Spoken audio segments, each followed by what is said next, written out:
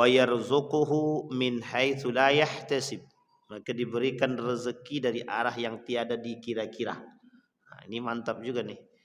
Jadi yang sering-sering baca, mudah-mudahan tambah ketakwaannya, semakin takut kepada ancaman Allah, insyaallah selalu terjaga, muraqabahnya kuat, insyaallah. Mudah-mudahan Allah ridhai dan Allah berkahi. Mudah-mudahan malam hari ini Allah memberkahi, melimpahkan rahmat dan karunia-Nya kepada kita semua. Amin ya rabbal. Wa qala Allah Ta'ala, Allah berkata dalam surat Al-Baqarah, wa idza qila lahum ittabi'u ma anzalallahu qalu bal nattabi'u ma alfayna alaihi aba'ana. Sadaqallah. Itu koma sebenarnya, masih ada panjangnya. Kata Allah, wa idza qila lahum ittabi'u ma anzalallahu qalu bal nattabi'u ma alfayna alaihi aba'ana awalau kana aba'uhum la ya'qiluna syai'a wa la yahtadun. Bapak Ibu sekalian yang berbahagia, kata Allah, dan apabila dikatakan kepada mereka, ikutilah apa yang telah diturunkan oleh Allah kepadamu. Mereka menjawab, tidak. Tetapi kami hanya mengikuti apa-apa yang pernah diperbuat oleh nenek moyang kami. Itu jawabannya orang-orang. Orang-orang siapa nih di sini yang berbicara? Yang di sini yang berbicara adalah orang-orang kafir. Kafir Quraisy. Ketika ayat ini berbicara, ketika Allah menyampaikan persoalan tersebut, Allah menginginkan umat-umat itu mengikuti apa yang telah Allah turunkan kepada baginda Nabi Muhammad sallallahu alaihi wasallam. Wa qala Nabi sallallahu alaihi wasallam, arba'un fi ummati min amril jahiliyah, kata Nabi. Ada 4 karakter yang mereka mengikuti urusan-urusan jahiliyah pada masanya. La yatrukuna hudna al-fakhru fil ahsabi. Mereka tidak meninggalkan keangkuhan, kesombongan, yang suka berbangga-bangga, yang tidak mereka tinggalkan. Wa ta'nu fil ansab. Mereka suka membangga-banggakan nenek moyang mereka, luhur mereka. Kemudian wal istisqa'u bin nujumi, dan mereka mengaitkan turunnya hujan kepada bintang-bintang tertentu. Kemudian dalam riwayat yang lain Nabi kata, wadniyahatu, an-niyahatu meratapi mayat-mayat yang berlebihan. Wa qala adnaiha, idza lam tatub qabla mautiha tuqamu yaumal qiyamah wa 'alaiha sirbalun min qatirani wa dir'un min jarabin. Lalu beliau bersabda, orang yang melakukan niyahah bila mati dan belum bertaubat, maka ia akan dibangkitkan pada hari kiamat dan ia dikenakan pakaian yang berlumur dengan cairan tembaga serta mantel yang bercampur dengan penyakit jarabun, gatal. Baik Bapak Ibu sekalian yang berbahagia, malam hari ini kita berbicara tentang amrul jahiliyah, berbicara tentang persoalan jahiliyah. Man khala'a yadan min ta'atin laqiyallahu yaumal qiyamah wala hujjatalah. Wa man mata laisa fi uqbatihi bai'atun mata maitatan jahiliyah. Barang siapa melepaskan tangan dari ketaatan kepada penguasa, maka ia akan bertemu dengan Allah pada hari kiamat dalam ia tidak punya argumen apapun untuk membelanya. Barang siapa yang mati dalam keadaan lemahnya keimanan dan tidak ada pembaiatan, mereka mati dalam keadaan jahiliyah. Baik, Bapak Ibu sekalian yang berbahagia, di dalam Al-Quran ada 4 karakteristik jahiliyah. Ada 4 karakter jahiliyah. Di dalam Al-Quran, siapa sebenarnya yang disebut oleh Allah di dalam Al-Quran itu orang-orang jahiliyah. Yang disebutkan orang-orang jahiliyah di situ, kata Ibnul Qayyim Al-Jauziyah, dan begitu juga kata Ibnu Taimiyah, dan begitu juga pada pandangan para ulama, orang-orang yang disebut sebagai jahiliyah adalah orang-orang yang memang mereka nenek moyang tidak bertemu dengan Islam, yang hidup semasa sebelum datangnya Islam. Kemudian berkata lagi para ulama, seseorang itu tumbuh dari agama bapak nenek moyang mereka atau agama turunan mereka atau tuan mereka. Daripada budak punya tuan, tuannya punya agama, maka orang-orang seperti ini dikategorikan jahiliyah. Atau agama masyarakat yang ada di negerinya. Sebagaimana seorang bocah itu tumbuh dari agama kedua orang tuanya. Kalau kita rujuk sekarang di Indonesia nih, ada namanya, dia tidak agama sebenarnya, tapi ada namanya ritual penghayatan. Dulu pernah ada tuntutan oleh mereka kepada pemerintah, mengapa agama itu yang dituliskan di dalam kolom agama adalah agama impor semua. Tahu bahasanya agama impor tuh Pak? Islam impor, Kristen impor, Buddha impor, Hindu impor. Itu bagi mereka itu agama impor. Tapi ada agama nenek moyang yang bertahan dari dulu sampai sekarang kata mereka. Kenapa tidak masuk dalam label agama? Label agama. Namanya agama penghayatan.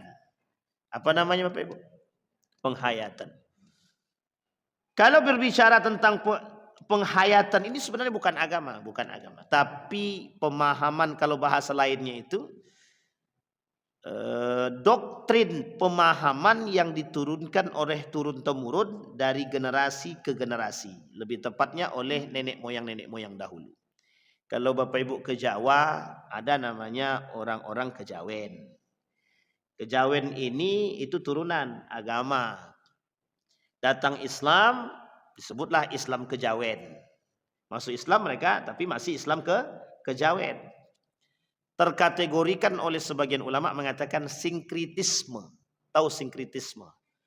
Sinkritisme itu mencampur adukkan agama. Namanya sinkritisme. Besok dia pergi ke laut sesajenan, nanti sholat maghrib dia sholat. Itu namanya sinkritisme namanya. Sholat Jumat dia sholat, habis itu dia besoknya pas lagi tahunan, sesembahannya adalah tetap melakukan sesembahan pada pohon, matahari, laut dan lain sebagainya, atau penunggu-penunggu tertentu. Ini laut ini Ustaz sudah memberikan kami banyak pendapatan. Jadi kami harus memberikan sesajenan kepada mereka. Misal dikasihlah ayam, disebarkanlah di laut itu. Ada juga yang memberikan ini, pohon ini sudah lama bertahan di sini. Kami selalu datang di sini meminta dan selalu diberikan.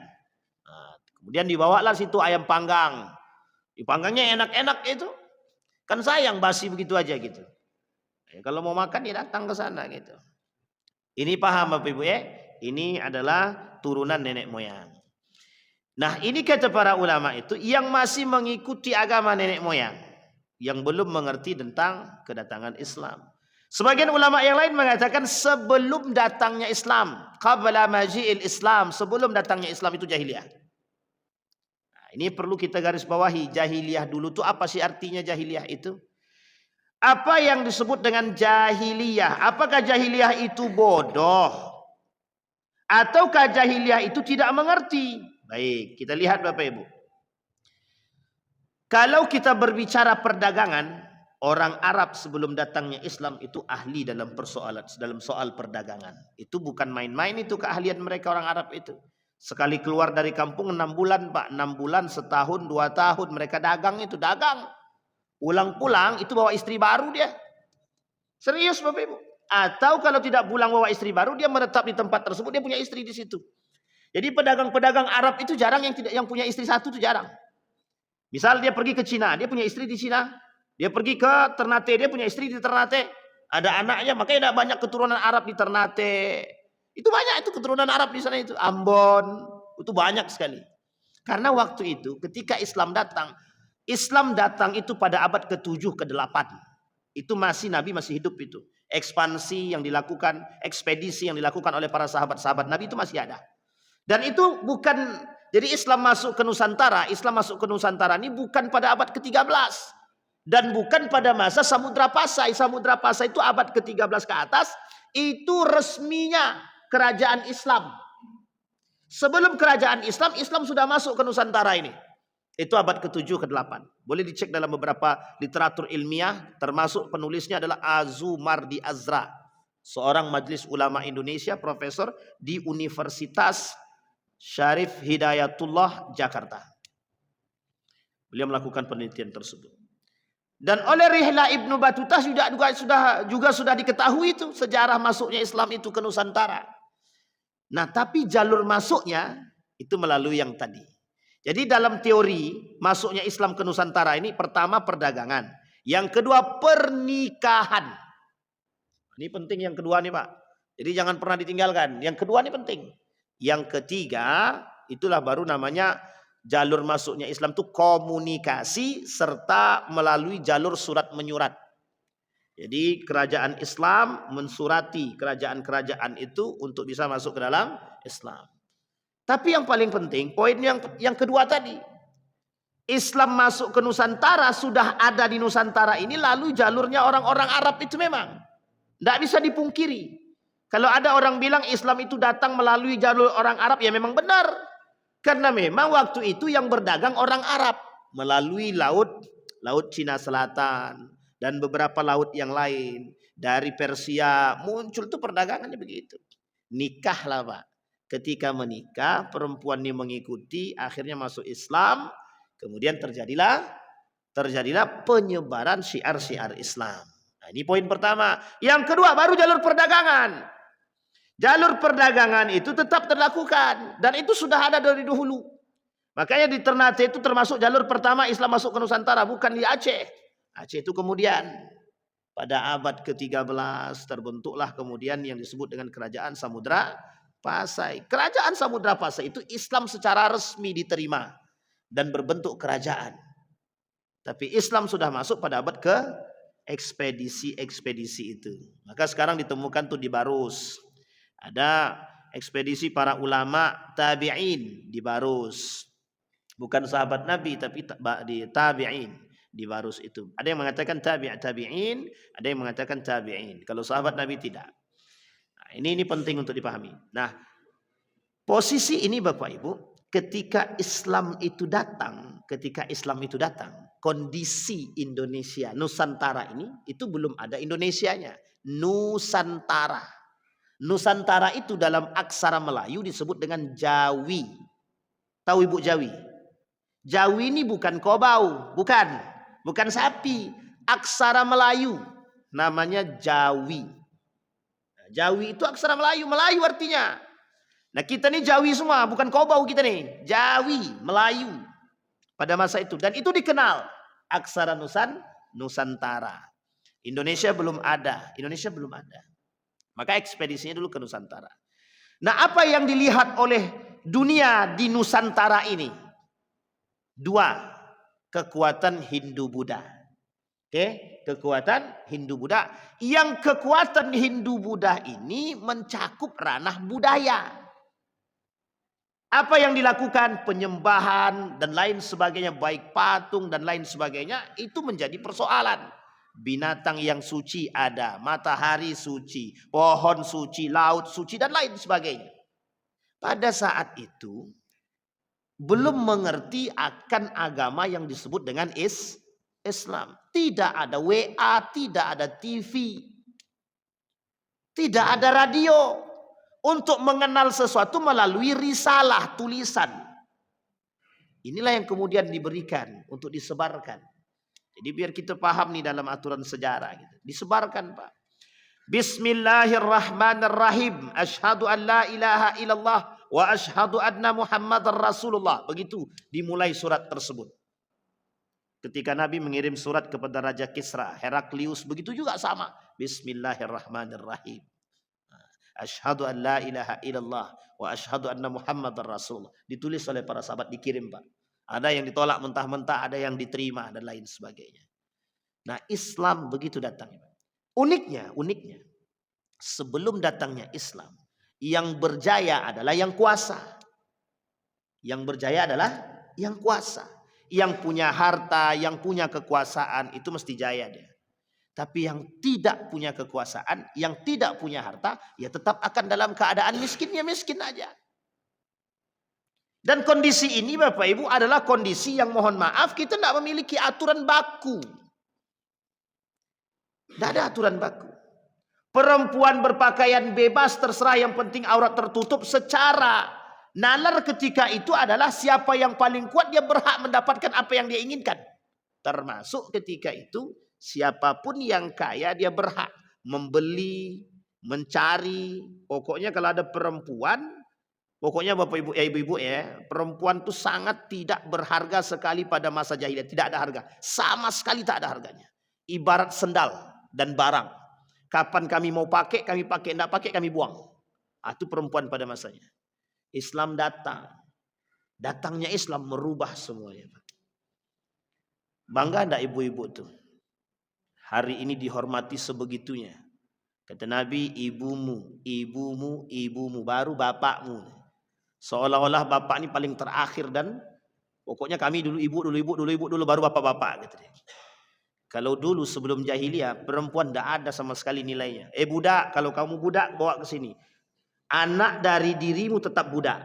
Jadi mau 10 anaknya tetap budak deh. Tidak ada penghormatan berharga itu, tidak ada. Apalagi kalau sempat budaknya perempuan. Oh makin jadi dah tuh. Kapan nak pakai-pakai, tak pakai buang. Nak jual silakan bebas. Berharga tidak perempuan ketika itu? Tidak berharga sama sekali. Perempuan tak layak seperti seorang budak pemuas. Begitu juga seorang pembantu. Saking tidak bernilainya wanita ketika itu. Datang Islam. Nabi datang Pak. Nabi datang. Bawa risalah Islam, kebaikan. Dirubah sama Nabi. Sama ketika Islam datang ke Indonesia, begitu modelnya Pak. Melihat di sono penyembahnya matahari. Tengok sono sembahnya pohon. Tengok sono sembahnya patung. Tengok belakang sembahnya binatang. Nah kok yang disembah lain semua? Ternyata setiap yang disembah memiliki perilaku-perilaku yang aneh dan lain sebagainya. Yang tak bisa dinalar oleh akal. Islam datang merubah. Islam datang merubah. Maka di dalam Islam hal-hal tersebut bertentangan dengan nilai-nilai. Tidak disukai oleh Allah. Nah ini karakter jahiliyah pada masanya. Itu di Nusantara. Bagaimana ketika sebelum Islam datang, jahiliyahnya pada saat itu. Jahiliyah pada masa sebelum datangnya Islam, itu bukan persoalan kebodohan, bukan. Tapi persoalan menerima kebenaran. Orang yang tidak mau menerima kebenaran disebut dengan jahiliyah pada saat itu. Contoh, Abu Lahab, Abu Jahal, Abu Sufyan. Abu Sufyan sebelum masuk Islam itu jahiliyah dia. Dia tahu kebenaran tapi dia nggak mau masuk Islam. Itu makanya jahiliyah dia. Berarti sekarang banyak jahiliyah itu, banyak. Tenang aja. Yang mau disebut jahiliyah saja, yang tak mau deh sudah, tak ada masalah. Tapi posisinya begitu. Iya. Karena ketika itu kalau dibilang bodoh, enggak. Oh mereka bodoh Pak Ustaz, tidak. Matematika mereka cerdas. Daya ingat mereka kuat. Mereka sampai hafal nasab sampai keturunan sampai ke atas. Hafal mereka. Cerdaskah mereka? Cerdas. Lah kok bisa dipanggil jahiliyah? Mereka jahiliyah dari urusan agama yang menolak kebenaran Islam. Sampai di sini paham Bapak Ibu ya? Jadi karena menolak kebenaran Islam, itulah yang disebut dengan jahiliyah. Nah kemudian Bapak Ibu sekalian yang berbahagia, inilah yang disebut dengan jahiliyah. Orang-orang yang menolak kebenaran. Termasuklah ketika itu paman Nabi. Orang-orang yang enggan masuk ke dalam Islam. Sebelum mereka masuk ke dalam Islam, mereka tergolong dalam kategori jahiliyah. Maka di dalam Al-Quran karakter itu ada disebut. Yang pertama kata Allah dalam Al-Quran, wa ta'ifatun qad ahammathum anfusahum yadhunnuna billahi ghairal haqqi zannal jahiliyah. Mereka yang berpikir bahwa Allah tidak punya kuasa, bahwa Allah itu tidak ada, bahwa Allah itu bukan siapa-siapa, itu jahiliyah. Apa maksudnya? Orang yang menafikan keberadaan Allah, yang tidak memahami kekuasaan Allah, jahiliyah. Orang yang berpikir seperti orang-orang jahiliyah sekalipun dia sudah muslim. Maksudnya bagaimana berpikir dengan jahiliyah itu? Gini contohnya. Orang jahiliyah itu tidak percaya Allah. Orang jahiliyah tidak percaya Allah, sehingga dia tidak mau login. Login itu masuk ke dalam Islam. Sekarang uniknya Muslim tapi tidak percaya sama Allah. Kira-kira lebih jahiliyah mana? Orang Muslim tapi nggak percaya sama Allah. Gitu. Orang Muslim tidak percaya sama Allah. Kalau orang kafir tidak percaya sama Allah masih masuk akal nggak? Nah ya memang karena dia kafir makanya nggak masuk Islam dia. Karena dia nggak percaya sama Allah maka dia nggak masuk Islam. Ini ada orang Muslim dia mengaku beriman dia kepada Allah tapi dia tak percaya kepada Allah. Sekarang saya tanya Bapak Ibu, mungkin tidak kita terjebak dalam hal tersebut? Mungkin apa tidak? Sangat mungkin sekali. Makanya kita ini lebih jahiliyah daripada orang jahiliyah. Kenapa kita nggak percaya sama Allah kok? Kita nggak percaya sama Tuhan. Ngaku punya Tuhan tapi kita nggak percaya punya Tuhan.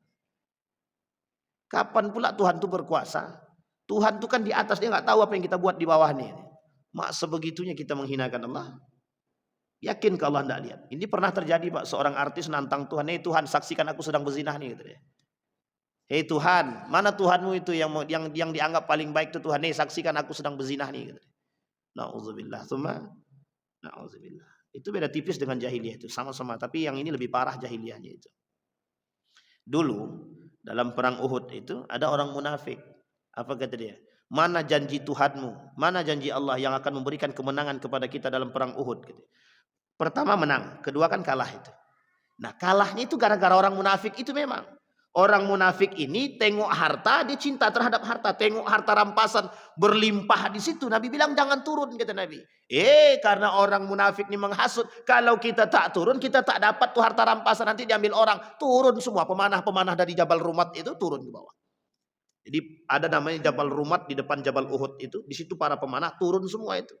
Akhirnya terjadi apa? Kalah kan? Nah, ketika kalah apa kata kaum munafik ini? Sampai Nabi itu berdarah-darah itu. Apa kata kaum munafik?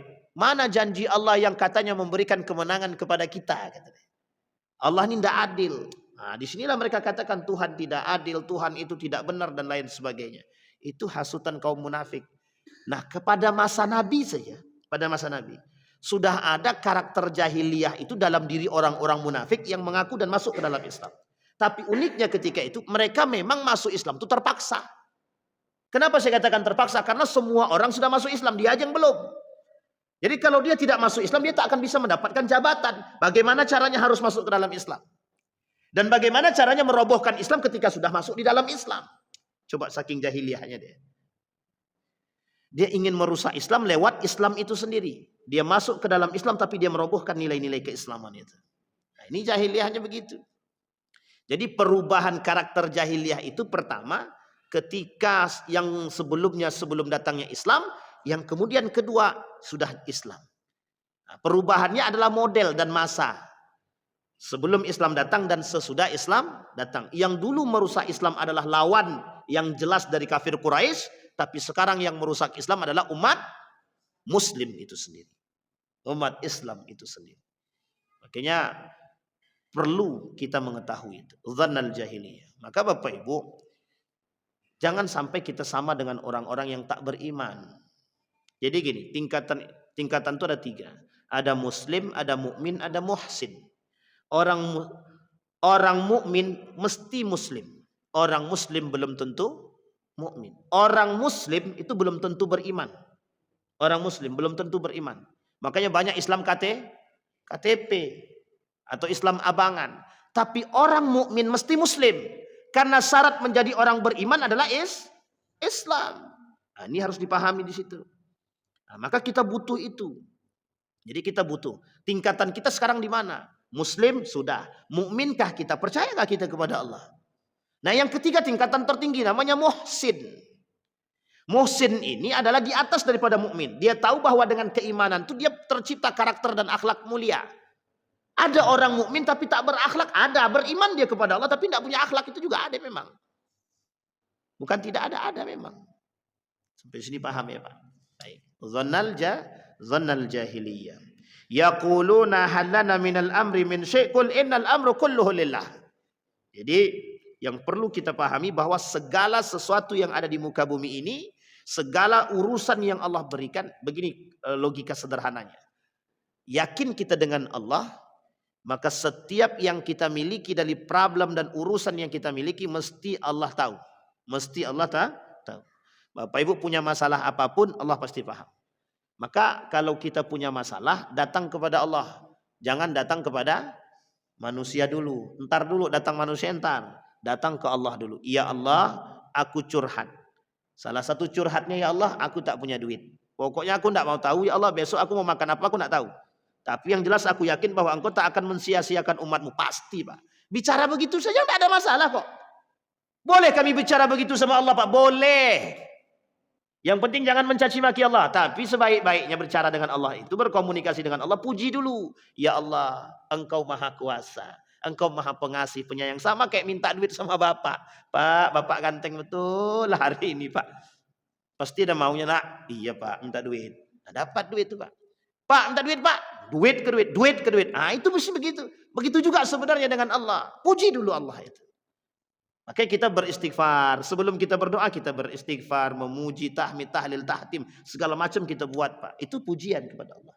Sehingga setelah itu kita berdoa kepada Allah, ya Allah, aku punya masalah, ya Allah.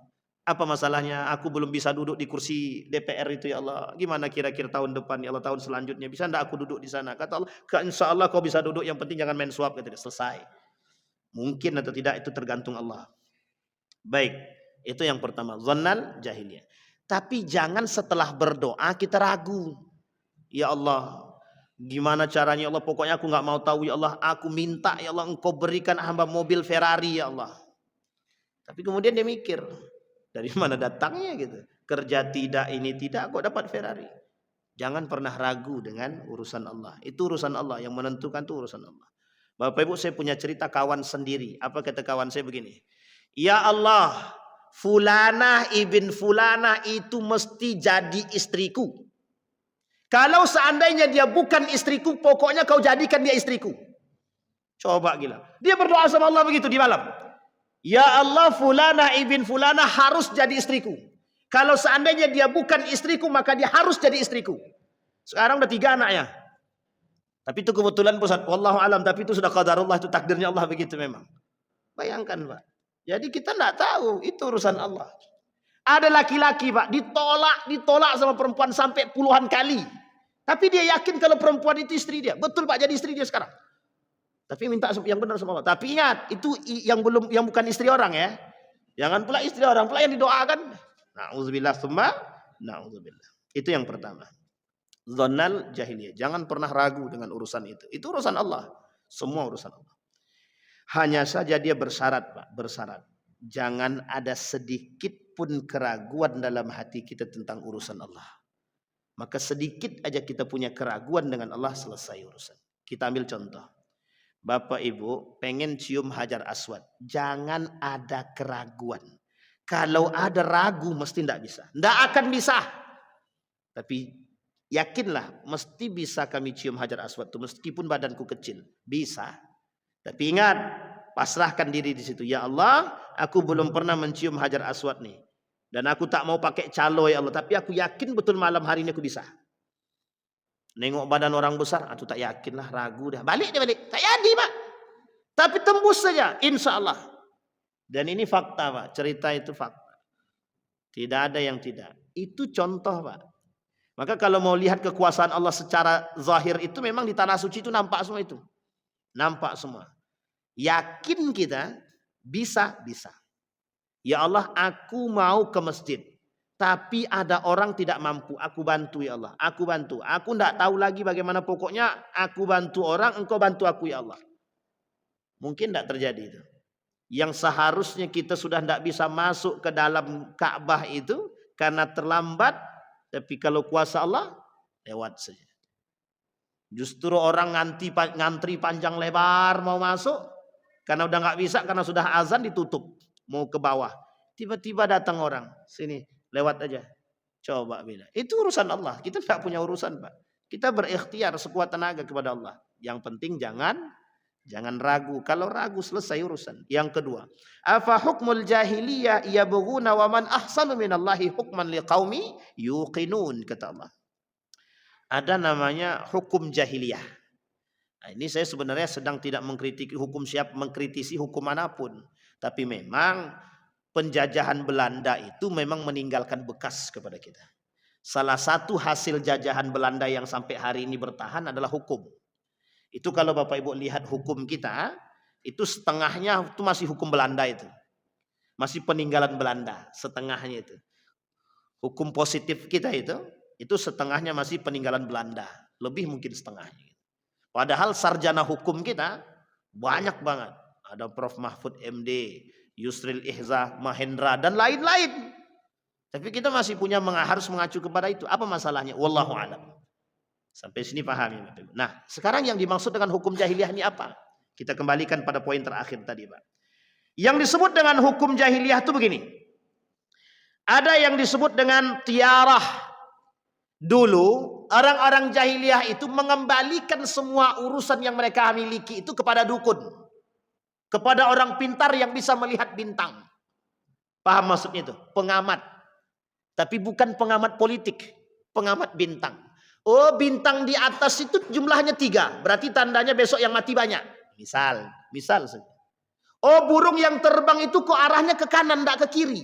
Nah, berarti bisa jadi ada kecelakaan besok. Ini namanya tiarah namanya.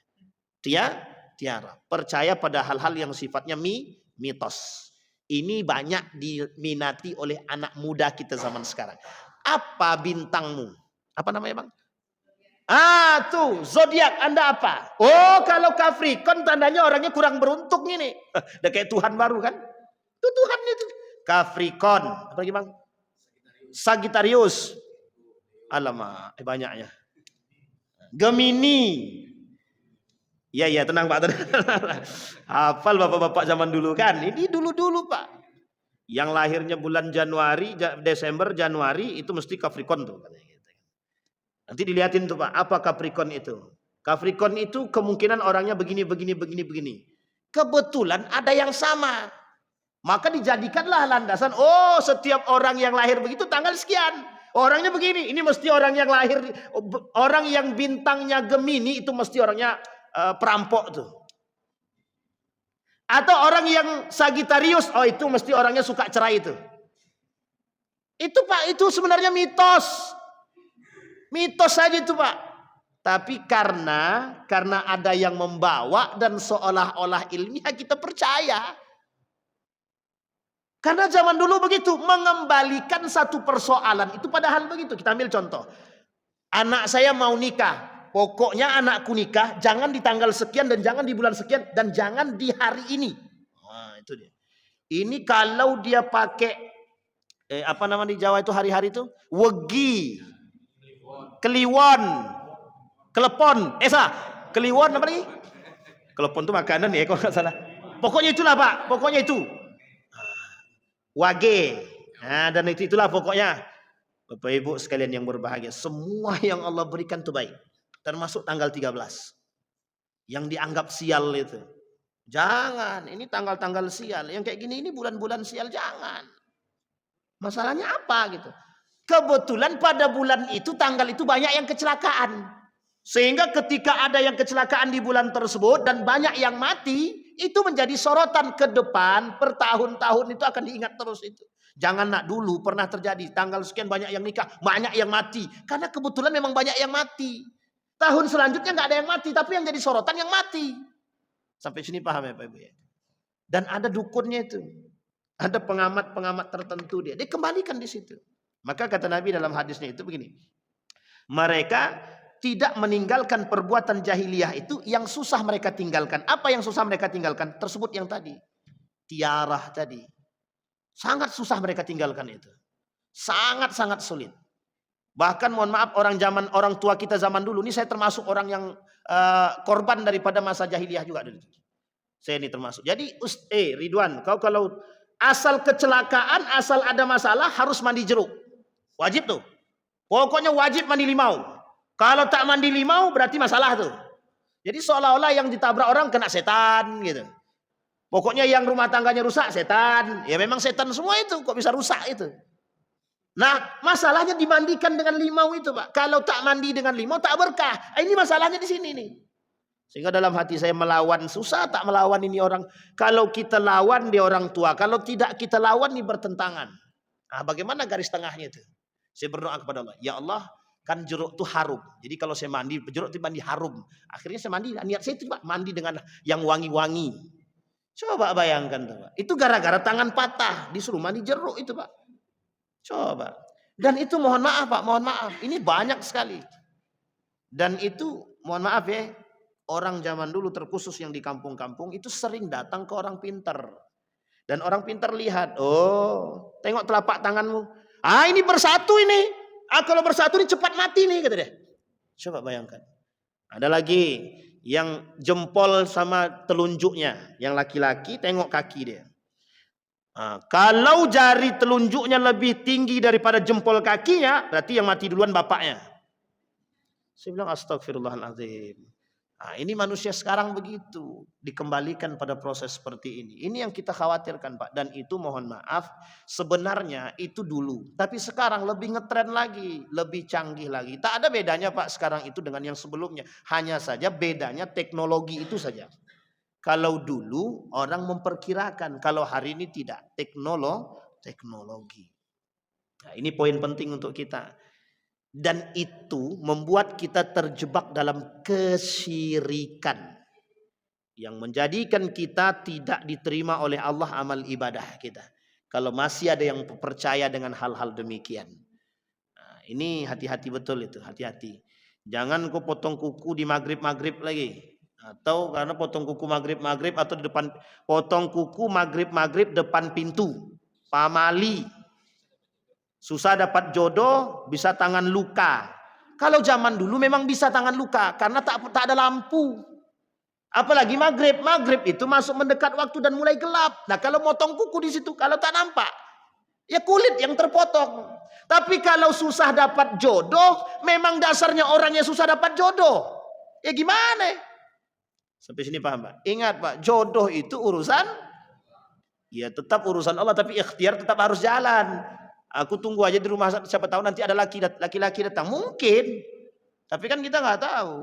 Tapi ikhtiar penting. Sampai di sini paham ya Bapak Ibu. Kita masuk sampai ke nomor 2. Insyaallah jika Allah pertemukan kita kembali, kita sampaikan pada nomor yang ketiga dan keempat. Dan kita sampaikan 4 poin terakhir kata Nabi yang menjadi yang selalu dipegang oleh manusia-manusia terdahulu, karakter jahiliyah, dan sampai hari ini masih terbukti manusia melakukan hal-hal tersebut. Mudah-mudahan ada manfaat bagi kita semua. Fa'tabiru ya ulil absar la'allakum tuflihun. Assalamualaikum warahmatullahi wabarakatuh.